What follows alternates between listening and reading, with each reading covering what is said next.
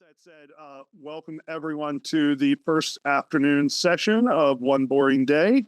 I have already received feedback that we did not do a good job naming this event, that it has not indeed been boring at all. And I have a feeling this is where the real excitement is really going to start. So let me do an introduction of all of our wonderful panelists here.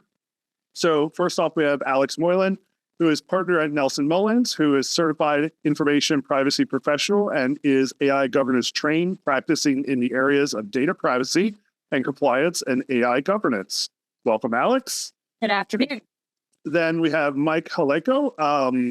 And Mike, did I pronounce that right? Because I always pronounce it different than how you just said it here. You know what? It gets pronounced so many different ways, Tim, that I accept a number of ways, but Haleko is just perfect. Haleko is perfect. So Mike is a partner in the healthcare and privacy teams of the national law firm, Nelson Mullins, and he is certified information privacy professional, and his practice focuses on working with healthcare and life sciences companies on privacy, contracting, risk management, and AI governance. Why did we give the dyslexic person the reading task? This was not planned. And you said one sentence, and I think I did like four. So yeah, in all fairness, he's making you read a bio. So it's his fault, not yours. That's right. And then from our friends at Integris, we have Jim Karras, who is the managing director for the Maryland, D.C. region at Integris. In his capacity, he also serves as a technology advisor for a number of clients to help them navigate their journey in technology. Welcome, Jim. Thank you, Tim. And then finally, thank you, Chris, for providing the pronunciation. Chris Smerzik is a virtual chief information security officer at Integris.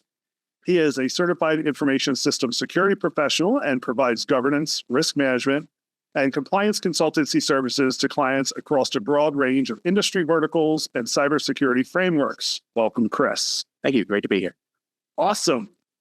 So, I know you guys sent me a long list of notes of where to start. I'm going to just turn it to you guys. Where do we want to start today? Yeah, I was thinking, Tim, if I could start, because my view of all of this when it comes to AI is more from that VCIO or CIO standpoint and on the operation side, right?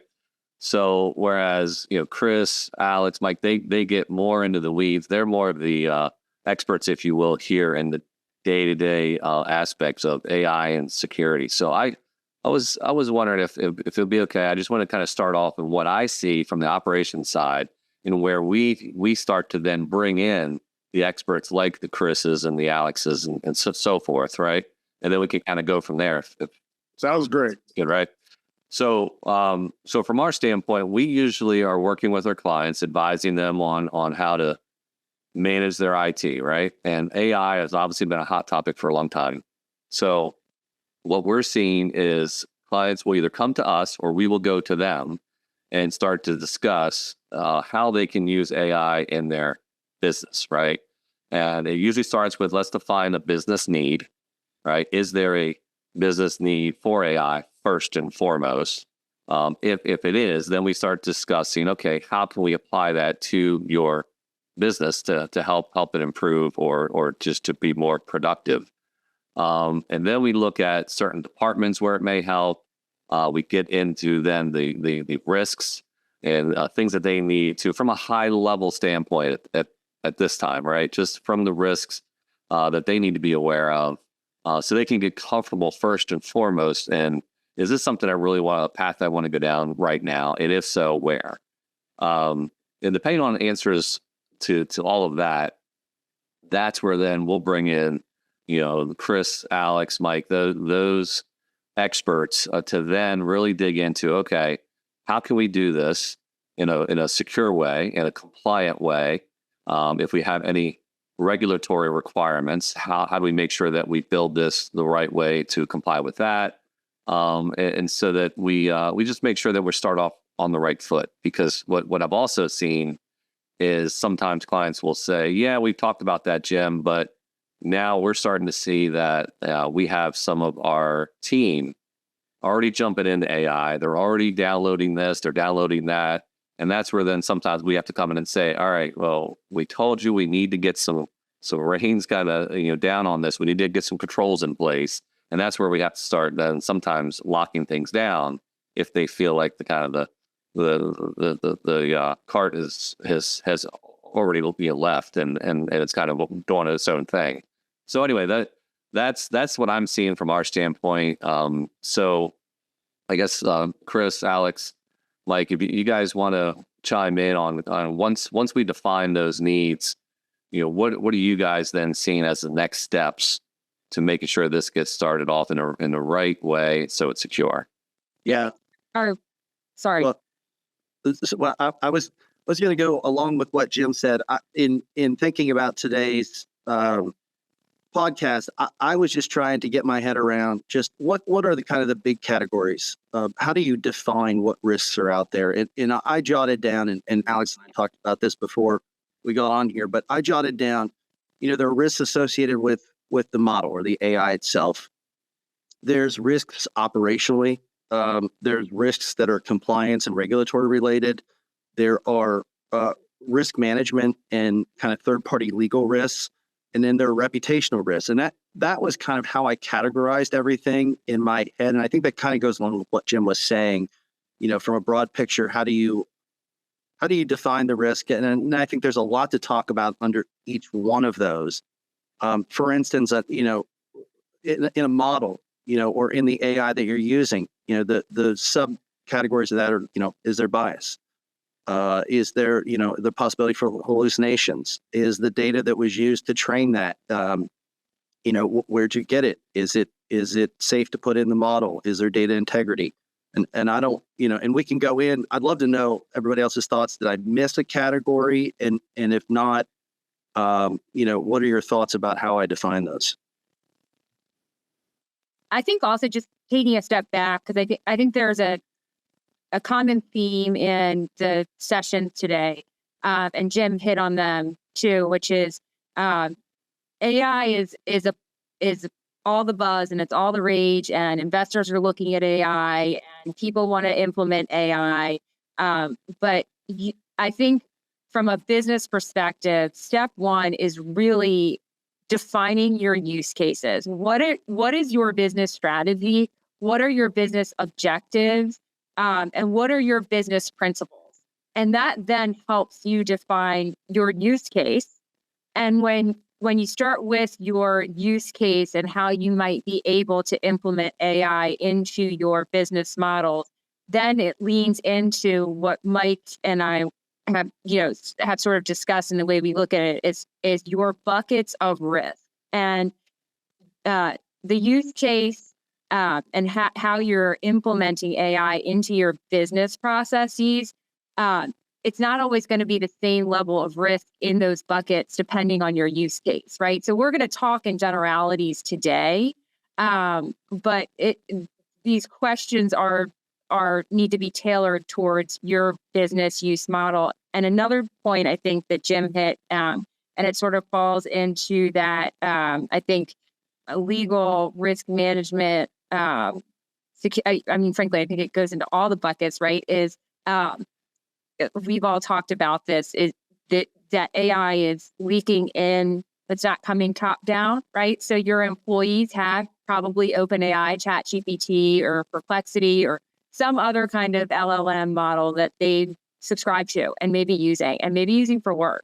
And so just as like a level setting, it's also important, not just you as a business thinking about your use case, but also training and talking to your employees about how are you using these other, platforms that are available? Are you using them for work? Are we going to allow that? And if we are going to allow it, let's put some training and guardrails in place. So, explain to your employees why confidential information shouldn't be input into ChatGPT and things like that. We can go into a couple examples. But pass along to you. Yeah, I think Chris actually has a podcast microphone, so I feel like we definitely need to give plenty of time. to speak today. Yeah. And we're touching back on what you brought up, Alex, the fact that even if you don't have a business case, you don't want AI in your environment, I can almost guarantee some of your employees are using it if you don't have appropriate guardrails. So even if you don't want a use case, you don't have a use case, you don't want to use AI within your environment, you still need to be considering AI because somebody else is already using it. So you need to understand the risks of AI being used within your environment. You need to understand how you can control what your employees are doing with AI. If you just want to outright ban it, that's your prerogative. But it still needs to be considered whether or not you want to use it.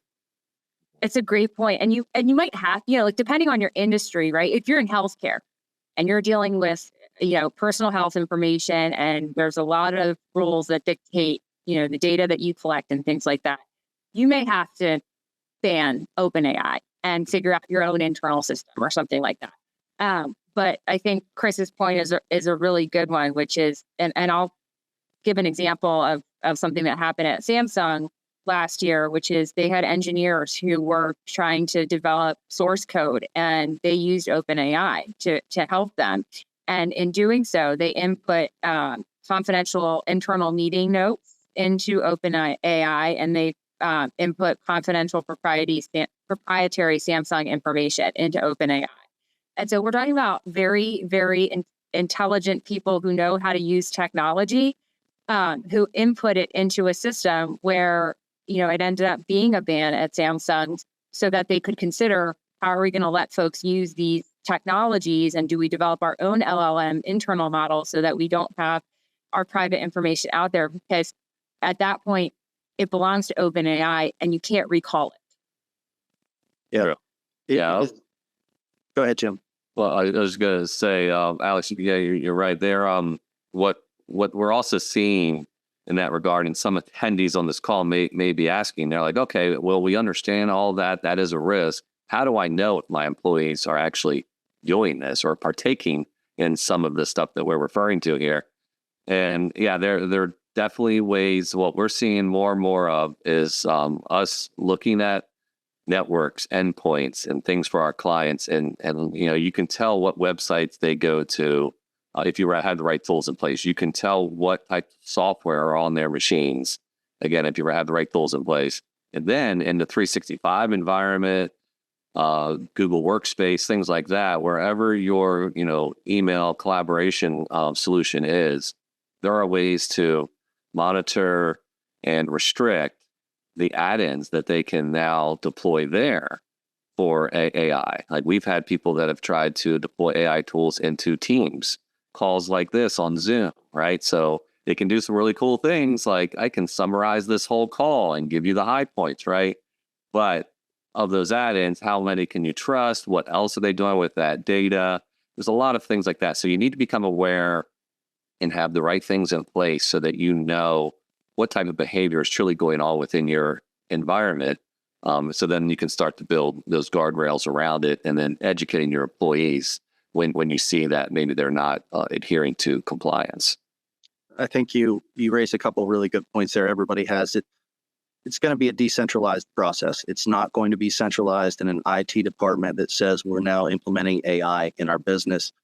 And Jim, you raised something really good there. It's not just that an employee may go out to OpenAI and use that in part of a business process that may make their job, more convenient or simpler for them, but it very well may be embedded in vendor-provided software and hardware that you're using. So you need to, and you two can probably talk more about that, but just to be aware from our perspective that, hardware and software that you license or buy may have AI embedded in it, and you need to be aware of that and how it's being used, and what are your guardrails around that.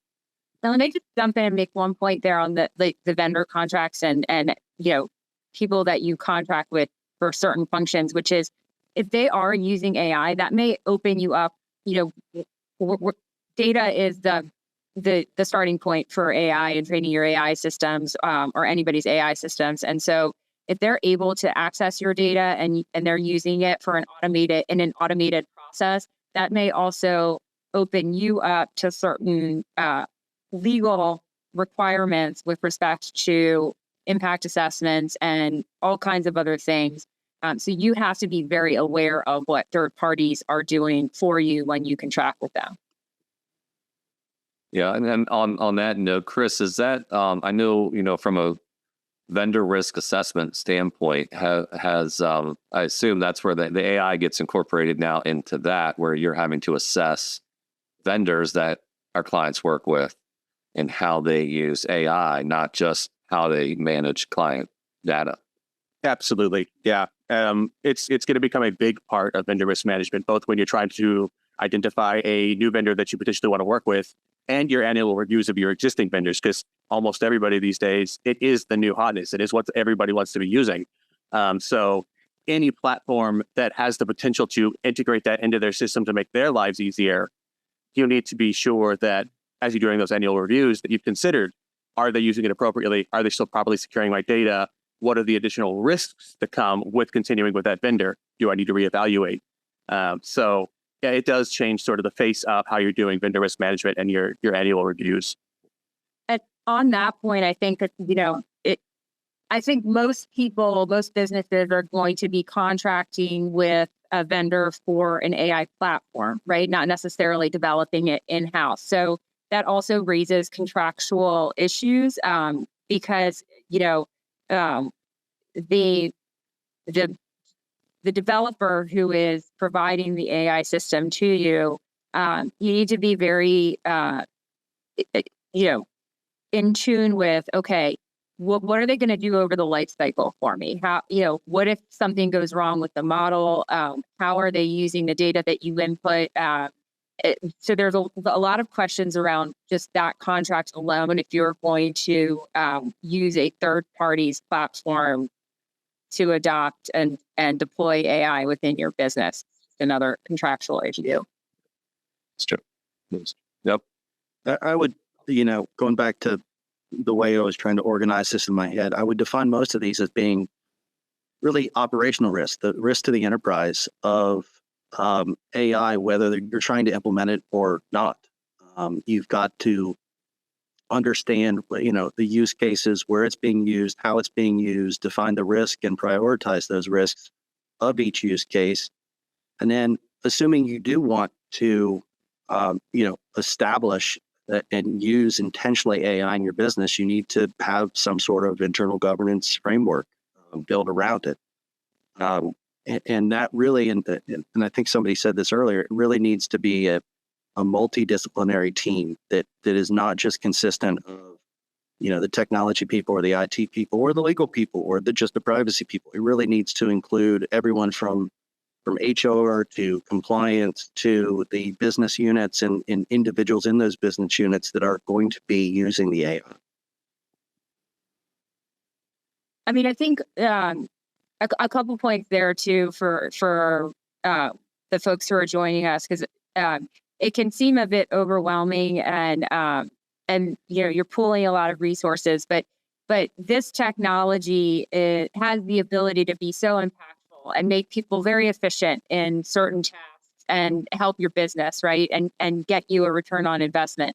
But the resources that you put towards adopting a governance program and really understanding how the implementation and deployment of AI in your business model may impact, your employees, your legal, your compliance, your risk management programs, your cybersecurity programs is so critical because you're investing a lot of resources into it. So you've got to lay a good foundation. It's no different than what businesses do in terms of cybersecurity, right? Cybersecurity is a big issue.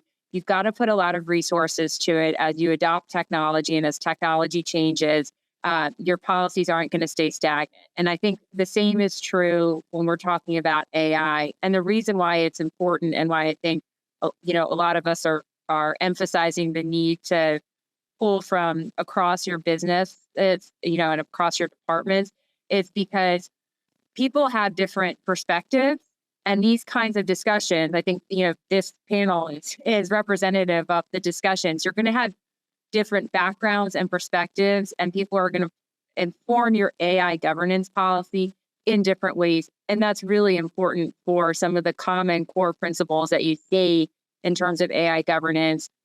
When you talk about transparency, reliability, the robustness of the system, the audits and the documentation around your risk management, how you've tested and validated your system over the life cycle, and the data concerns that we sort of touched on, which are like, what data are you using? Where is it? Who does it belong to? Are you able to use it in the way that you're proposing to use it to train an AI model?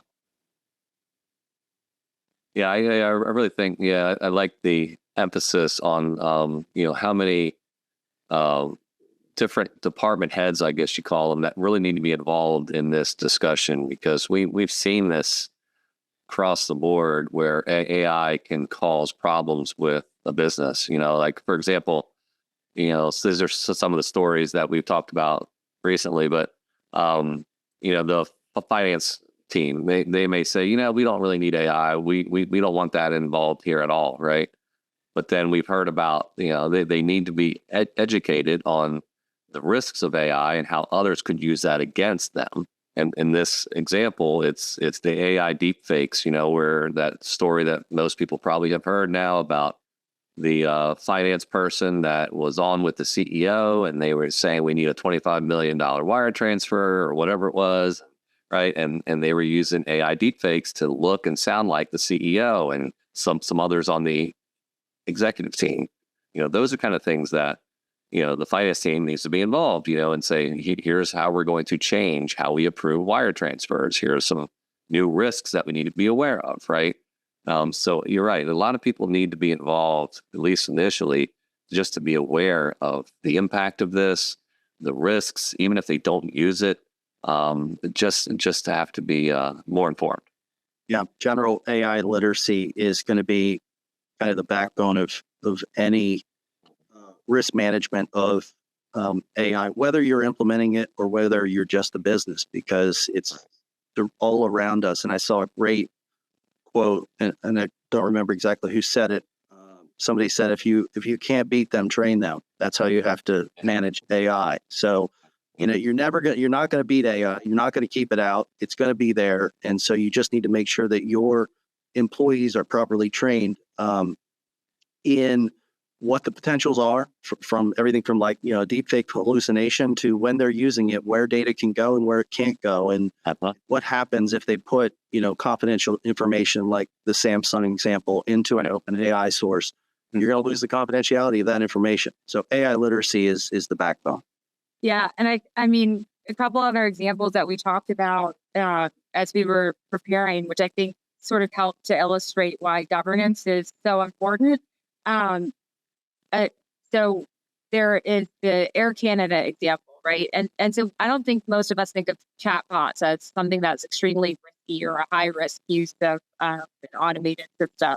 But Air Canada had a chatbot, and a customer had purchased a ticket.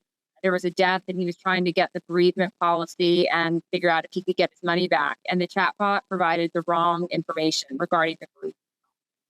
This went all the way through to litigation in Canada, because Air Canada's position was it was the chatbot, it wasn't us. And so when we talk about reputational risks and operational risks, the judge didn't buy it, because that is your chatbot, and it is your business's chatbot, and you are responsible for it. And so, going back to what we were talking about in terms of contracts and vendor contracts and risk mitigation there, you can put in all kinds of indemnification provisions if you're contracting with somebody to provide you an AI platform. But if that platform goes wrong, so that's information, or something happens with it, the reputational risk is going to be on you. And there's going to probably be some liability on your business. And so that's where the governance piece comes in terms of validation and documenting what you've done over the life cycle, so that you can then, whether it's a regulator, whether it's some kind of tort or contractual claim in court, to be able to say, these are all the things we did along the way to validate this system. We had a risk management policy in place. We had a risk mitigation. We were able to respond to the incident in a reasonable way. So, it's different than your risk management around, data privacy or other policies and procedures that you may already have in place in your business.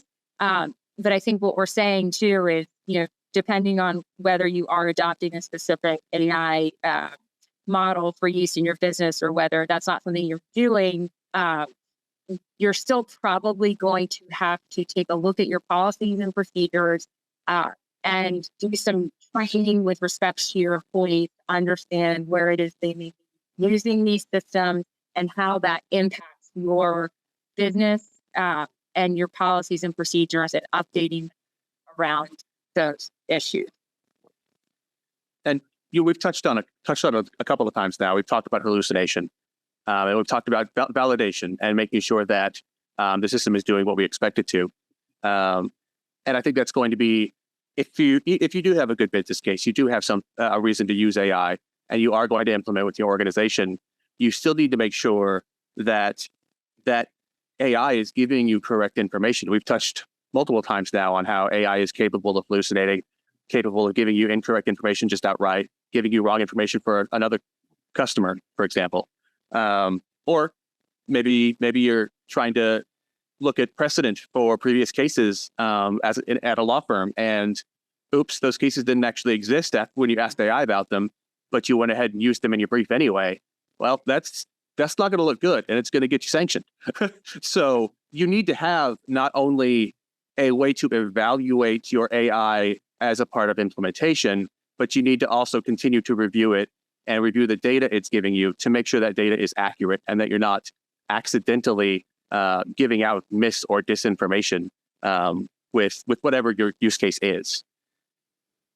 Yeah, it's almost similar to what maybe any product manufacturer has to do when they're trying to test safety. You don't just go out and ride a bike. You do everything you could possibly think of that someone might do on a bike and say, if they do all these reasonably foreseeable things, is it still reasonably safe? And you have to do the same thing with your model. You have to test it against all the crazy things people might try to input or get it to do or get it to provide information on. Another chatbot example is one of a chatbot that a supermarket had in New Zealand that basically was, you could plug in all the ingredients that you had left over at your house and it would give you a recipe to make. And of course, as things are on the internet, people start messing around and plugging in different chemical combinations. And next thing you know, this supermarket recipe bot is spitting out recipes for chlorine gas. That's not a reputational thing that you want to have from your chatbot. So clearly you need to test that. That's something that we talk, there's a phrase called red teaming, that you've got to test it against all possible adverse actors out there that may put in ingredients that are not in a supermarket, that are not food, to see what kind of response they can get. And when they get a recipe for chlorine gas, that's bad for your company. Well, I'll just go back quickly to what Chris was referencing. So there was an attorney in New York who was writing a brief and submitted it to the court. And in his brief, he used ChatGPT to help him write the brief. And he didn't check the sources that ChatGPT had input into the brief. He just filed it. And the other side, what we do as attorneys typically is if you get something from opposing counsel, you take a look at it, you read it, and you plug it into one of your legal research platforms. And that's what they did. And the cases didn't exist. And so it went all the way through. There were sanctions issued by the court. But now, in terms of the legal world, a lot of the state bar associations, along with the American Bar Association, are coming up with policies and procedures using the existing ethical rules to govern attorney use of these systems. And I think that can be taken in a more industry agnostic way to say your businesses have regulations that they have to comply with, whether it be consumer protection regulations, whether you be in the healthcare space and federal regulations apply to you in terms of HIPAA and financial industry that, there's a lot of regulation there through the SEC.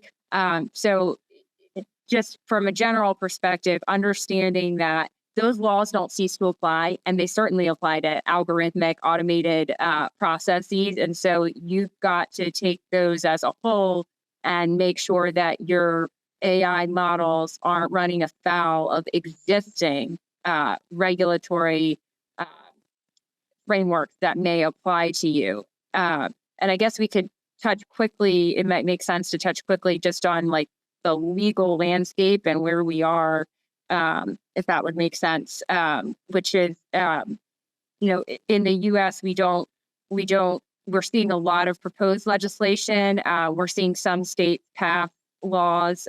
Utah has passed a law. New York City has passed a law with respect to using AI in hiring or employment decisions.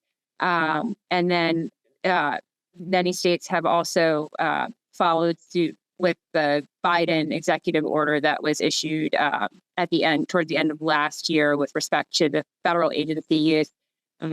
So states have done something very similar in terms of state agency use of AI systems, making sure it's responsible and sort of balancing the guardrails with innovation and making sure that they are attracting talent to help develop these systems.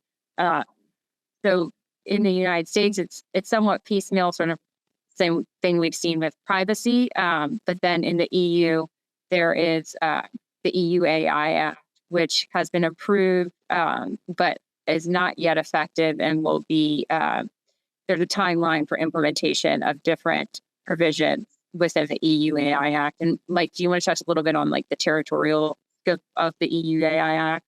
Sure. Happy to. And the EU AI Act is one of the most significant national pieces of AI governance regulation to be implemented. And it has a pretty broad scope. And so it applies to basically developers and deployers. And it also has a catch-all that, developers and employers that are outside of the EU, but where the outputs of an AI system is used in the EU or the system affects persons in the EU still may fall under the scope of the EU AI Act. So that's, there'll be some definition that gets around that as it gets implemented, and there are regulatory opinions about it. But just reading that, the plain language is pretty darn broad, and it could apply to a whole bunch of things. And AI doesn't, like the internet, doesn't really see boundaries, doesn't see national, jurisdictional, territorial lines. And so if you are using or deploying or creating AI and it may impact people in the EU, then you may be governed by the EU AI Act. I would also throw out there that, just because there may not be a specific AI governance regulation or law in the United States doesn't mean there aren't a lot of laws that apply to different parts of AI, including data protection laws and also just generally consumer protection laws. If something you do or say would be seen as an unfair trade practice or unfair to a consumer, if it's done by AI, it's going to have the same effect. And the FTC has been enforcing those sorts of things quite aggressively, both with regard to data privacy and AI. The last thing that I'll say on the kind of governance is there is a bill that has been proposed, that a draft has come out, the American Privacy Rights Act, which, while it's generally targeted towards data privacy, data protection, does have language regarding some things that are AI, automated decision-making. There are many state privacy laws, including one in Maryland where we're at, that also have regulations regarding automated decision-making and the ability to opt out of those sorts of decisions. So just because there's not a national law that Congress has passed and the president has signed doesn't mean there aren't a significant number of things that you need to be at least aware of from a compliance and regulatory standpoint.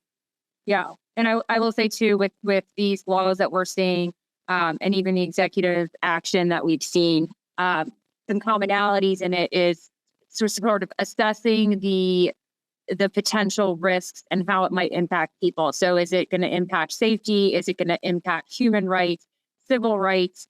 I think what we're seeing a lot, in California has an AI Act or a proposed bill that they're hammering out. But even with what Mike just mentioned in terms of the data privacy laws, they're requiring, not just the opt-outs, but the algorithmic assessment for automated decision making.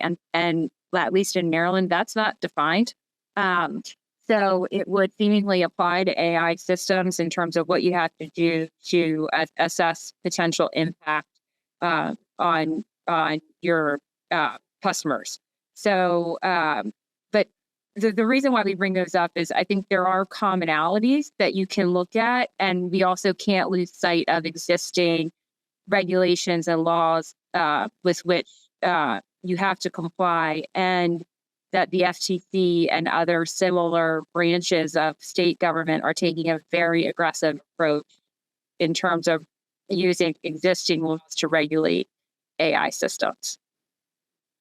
And then would that then, Chris, with you working in the on the security space and policies and things that we've already referred to, but with everyone now really should have an AI use policy in place with all the things that Alex and Mike are referring to, I guess really keeping those up to date as laws get passed, as requirements change. That sounds like a challenge in and of itself.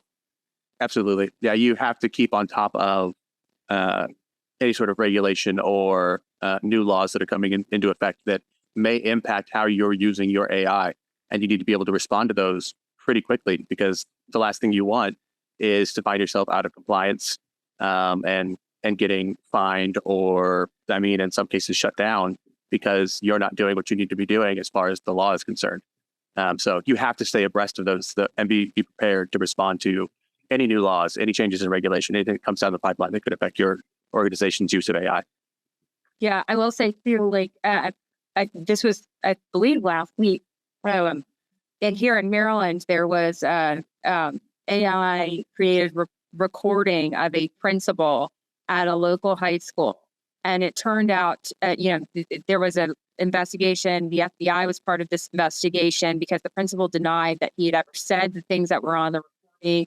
The person with whom he was allegedly speaking had, said, I was never part of a conversation. This conversation didn't take place. And so there was an investigation into it. They arrested the athletic director, who apparently had some conflict with the principal regarding some prior incidents. And he had used AI, he used OpenAI and Bing was what was reported, to create these recordings of the principal saying really terrible discriminatory things about students at the school. And it had been shared. They had they allocated resources in terms of counseling and things like that to the student body. And the principal was placed on leave pending the investigation. Anyway, all this to say that these examples are things of, we all have to be thinking of AI and its impact on us and on its impact on our businesses. And so this is, I think, what Mind Over Machines has done today is a really important thing in terms of starting the conversation and things that really we should all be thinking about, because this technology isn't going away. And Great point. I would say as a lawyer, this is probably what I do most days, most of all days, is give bad news and say why you can't do something. But there's such a world of possibility, and this shouldn't be taken in any way to say that we're against AI or we think AI is a bad thing. AI is a fantastic thing, and it opens up amazing possibilities, and some that, some in the healthcare space that I read about recently, in using it to detect early stage breast cancer, ovarian cancer. There are just fantastic possibilities for this technology. We just need to make sure we get our hands around it. We place guardrails around it, and it's used for good, basically. And it's true. And if you think about the ways too that it's been used for years, right? Fraud detection. And then you look at, Mike and I were working on a project and we needed some translation services. And there's just a lot of use cases that don't have these, risks that we read about in the news. But the risks that we read about in the news of things that happen in the news are also important because I think they inform us on how things can go wrong. And so we start thinking ahead of where our governance and risk mitigation policies, we need to have in place as we are getting used to this technology being part of our everyday lives. Yeah, I agree. I mean, you're right. In a nutshell, it's like it starts with education first, learning more about, how this can help. And then you got to dig into, just becoming aware. I think what I'm seeing is companies really need to become aware of how it's currently being used. Because I guarantee you, I think Chris said it before, you don't think it's being used or you don't think you need it. Well, somebody in your company has probably done something in AI related tasks on your business computers, whether they've just gone to ChatGPT or whatever. But becoming aware of the impact that's already had is important. And like I said, if you don't have the right logging in place, get that in place.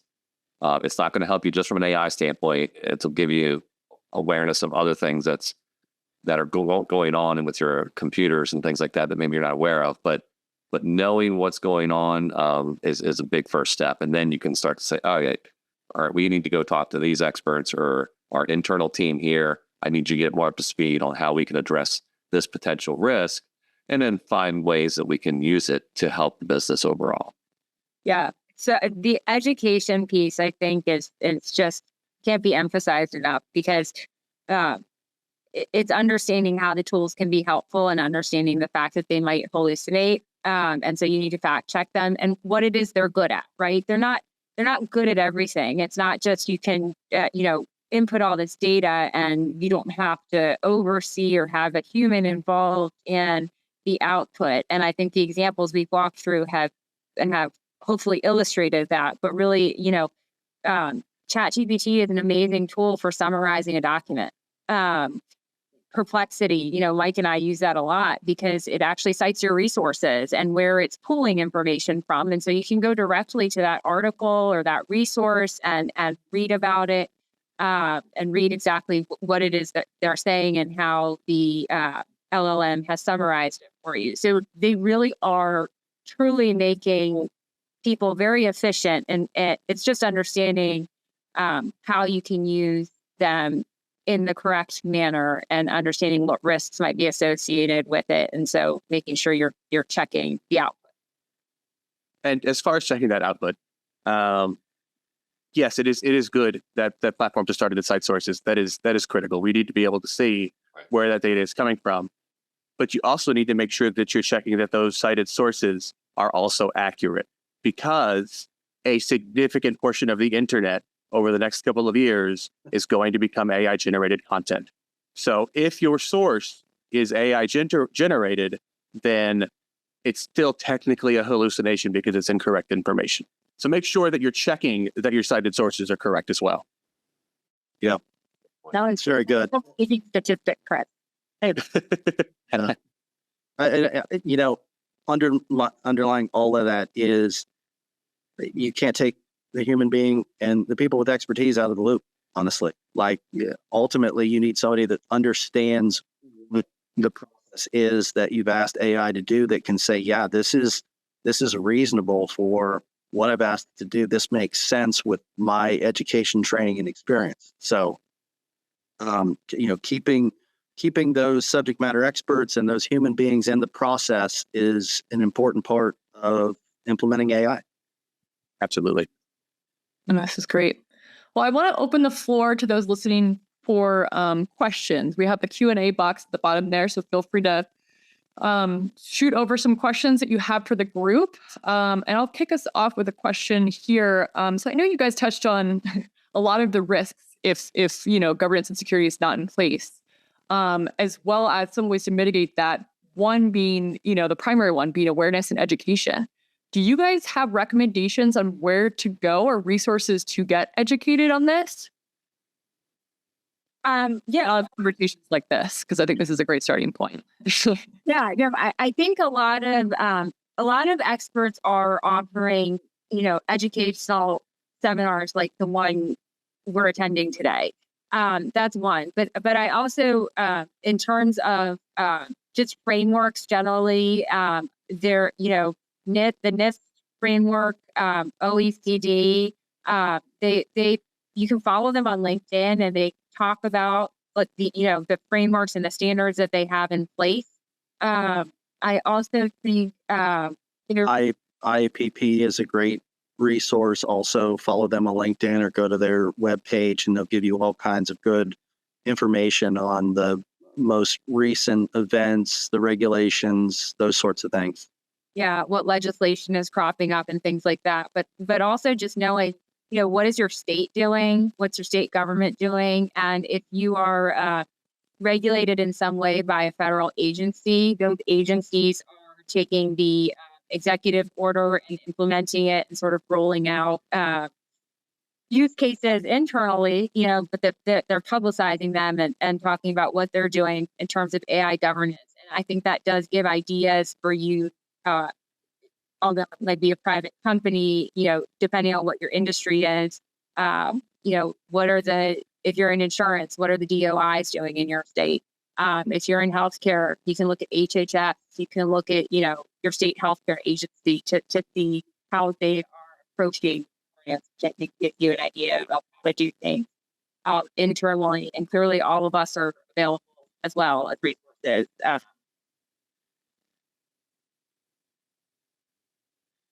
Another question I have here is, what's like the most common mistake that you see a lot of businesses undergo with the emergence of AI? What's a really common one? I know you guys touched on data, making sure the data is reliable, but is there a common mistake that you guys have seen that's somewhat avoidable? I think Jim and Chris have said it a number of times, saying we're not going to use AI and just assume that AI is not being somehow used or assessed in part of your business. Absolutely. Yeah, that is the most common mistake I see is, as a VC, so I'm working with clients and I only find out that they're using AI somewhere, some AI platform after the fact in a lot of cases, because it's not that all in. You need to have that large group. They're not including everybody that needs to be involved when they're making those decisions. It's just the department decided they wanted to do it and did it and didn't discuss it with anyone. So even if you're not going to use AI in your environment, make sure you're planning for it. Yeah, on the operational side, we're seeing where you need to have a very good software approval process in place, and that includes AI and the use of that. And your employees need to be educated on that. Like, this is how we do things. Like, you can't just go to these places and sites or whatever and do whatever you want. So it kind of starts there, but yeah, like I kind of said before, is you need to start thinking about ways that you can lock your environments down to control this to some degree. There are ways to do it. By default, a lot of these things are kind of open. You can usually get to any website when you just throw any kind of firewall or endpoint protection in place. You can usually, do a lot of things with, again, Office 365 that maybe you shouldn't allow your employees to do. And we just see that a lot of things are in that default state. And it makes it very easy for people that want to get into this AI space to have access to whatever they want and be able to incorporate that into their workflow without your approval. And if you have, if you are using AI and you're in a business where you have customers, you're providing services or a product, transparency, it's easy. It's just, it's not, rocket science. Tell people you're using AI. That is the underlying principle of transparency, is let people know what you're doing. And one of those, fundamental to that is, if you're using AI, tell them you're using AI. But I would say that transparency is not just internal. I mean, not just external, it's internal too. So, and it goes back to what we've been saying, which is the education and AI literacy and telling your employees how you can use it and what their potential risks are. But people need to trust you, and it's your employees and it's also your customer. So, yeah, that's a great point. I think that also leads to increased AI adoption, which helps you with the ROI of whatever AI you're implementing anyway. So I think that's hopefully a win-win-win. So we have another question here. What is the state of standard contract language around AI? For example, is there a standard language for master services agreements? That's a great question. I would say, in my experience, no. I mean, it's evolving and developing as we speak. And yes, I think I agree with that. This is an evolution that we're seeing. For example, I think there is standard language in software licensing, but that's not going to fit AI, right? Because a lot of times you can't change the model, and you have to use the model as it's being, the software as it's being provided. Well, that's not going to fit with AI because you're probably going to change the model to be specific to your business and things like that. So, but your general contract provisions will be within an MSA, right?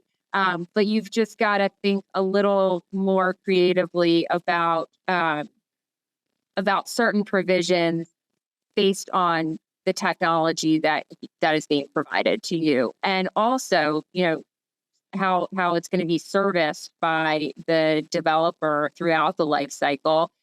What services do they provide to you? And I think a good resource for this too is, if you're going to contract with a vendor, ask them what their policies are. What is the governance around their product that they're offering? And they should share that with you. That's a fair question. Great point. I think we forgot to ask the vendors questions themselves, so I appreciate calling that out. Given time, I would like to end with a round robin on this question, actually. So what is one piece of advice that you would offer the audience or those who are going to listen later regarding to something that you've learned through your experience with working, in AI governance and security, for those maybe just starting or who are, starting their AI journey here? You want to call on us, or do you just want? Just go. Whoever feels, you guys go for it. Identify the use cases in your business. We've said that many times over, but I do think it's kind of fundamental is who's using it, how it's being used, and just in a general sense of like what's going on already, and then identify what you want to do with it. I mean, you don't just use AI because it's AI. Figure out what is a reason why this would be a more efficient or better way to do a particular task, and then see if implementing AI is a good process for your business to do it. I guess my piece of advice would be to lay the groundwork. And so we've given you some suggestions for how to do that. It needs to be tailored to your business objectives, your business principles.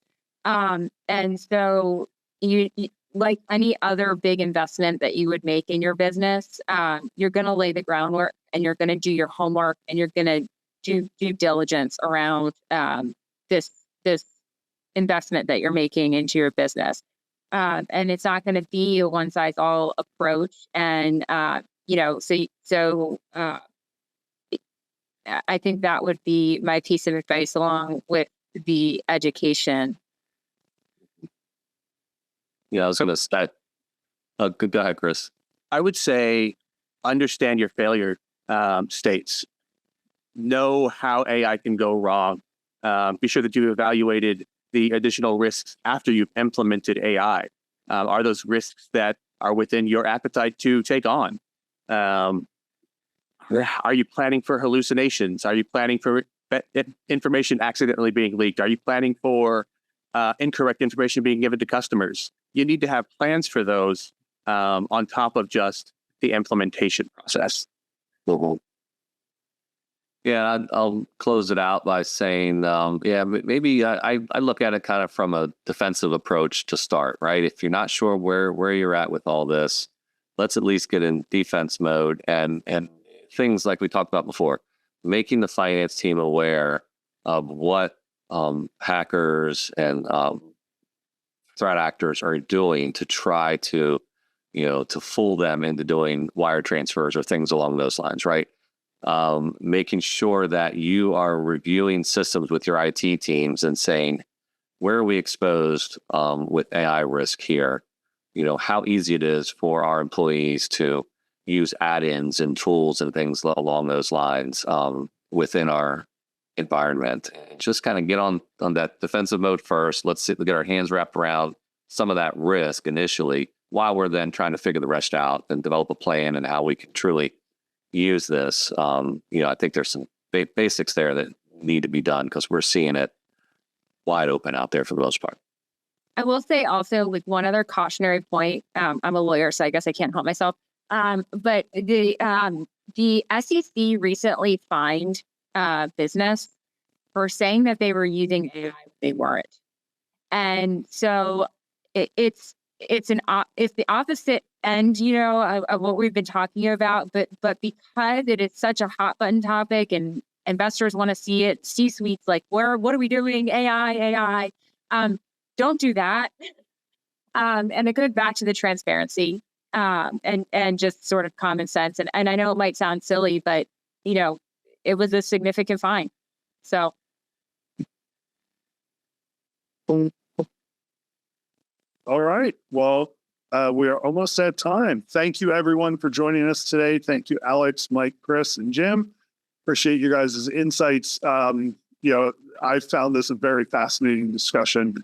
Categorization of risk, as we talk about the last point. I'm glad you couldn't help yourself, Alex. That's a really interesting point because it also gets into the definition of artificial intelligence, which is ambiguous at best.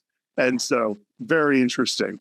The recording for this will be posted and shared for everybody because there was a lot to unpack here. So I'm very excited about that. And then our next and last session for the day, Jody and Tally are talking about designing AI solutions for humans. So come check us out. The link is in your email. Thank you again, everybody, for joining us today. Thanks, everybody. And thanks, Thank you. everybody. Appreciate it. See ya.